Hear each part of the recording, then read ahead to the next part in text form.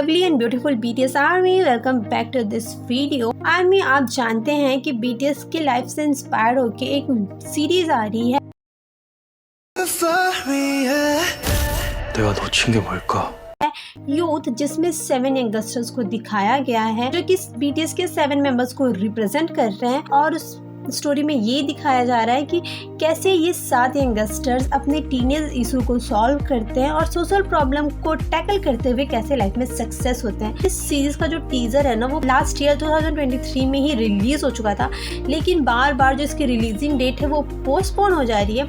2024 अप्रैल में ये सीरीज फिर से रिलीज होने वाला था, लेकिन फिर से इसकी जो रिलीजिंग डेट है ये पोस्टपोन हो चुकी है। और इसका सबसे बड़ा रीज़न ये है कि इसमें कुछ ऐसी चीज़ें दिखाई गई हैं जो कि BTS के लाइफ को इम्पैक्ट कर सकती हैं नेगेटिव वे में, क्योंकि इसमें जेल में जाना, मारपीट, ऐसे बहुत से सीन्स दिखाए गए हैं जो कि BTS के रियल लाइफ में ऐसा कुछ हुआ नहीं है, लेकिन फिर भी उनको इस मूवी में ऐड किया गया है।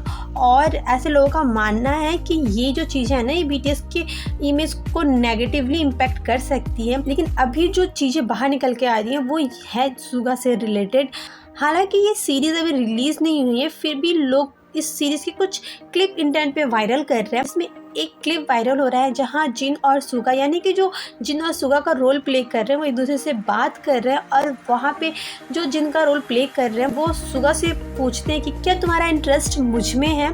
और इसी क्लिप को लेके अब लोग सुगा के जेंडर पे क्वेश्चन करने लगे हैं और लोग कहने लगे हैं कि सुगा इस सीरीज़ के थ्रू लोगों को बताना चाहते हैं कि जो जेंडर आइडेंटिटी है वो गे है। इसके साथ ही सुगा का एक पुराना इंटरव्यू अब इंटरनेट पे फिर से वायरल होने लगा है। ये जो इंटरव्यू है ना, ये उनके डेब्यू के कुछ समय बाद की इंटरव्यू है, जो कि एक जापानीज़ इंटरव्यू है।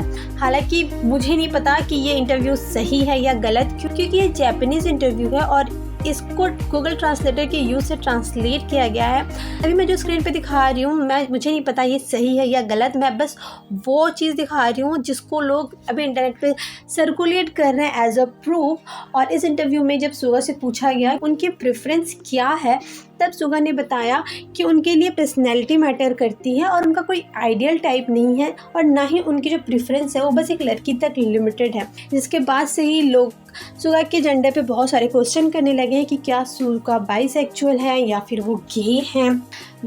इस इंटरव्यू का कोई प्रूफ नहीं है, तो मुझे नहीं लगता है कि हमें इस पे बात करनी चाहिए। और हमें इस मैटर पे बात ही क्यों करनी चाहिए कि BTS मेंबर्स की, किसी भी मेंबर्स की जेंडर आइडेंटिटी क्या है, उससे हमें क्या ही लेना देना है। आपको क्या लगता है इस मैटर पे, मुझे कमेंट सेक्शन पे ज़रूर बताइएगा। और प्लीज़ ऐसे रूमर्स फैलाना बंद कर दीजिए। सो मिलते हैं नेक्स्ट वीडियो में, तब तक अपना ख्याल रखिए। Be happy, stay healthy. हम सामिदा।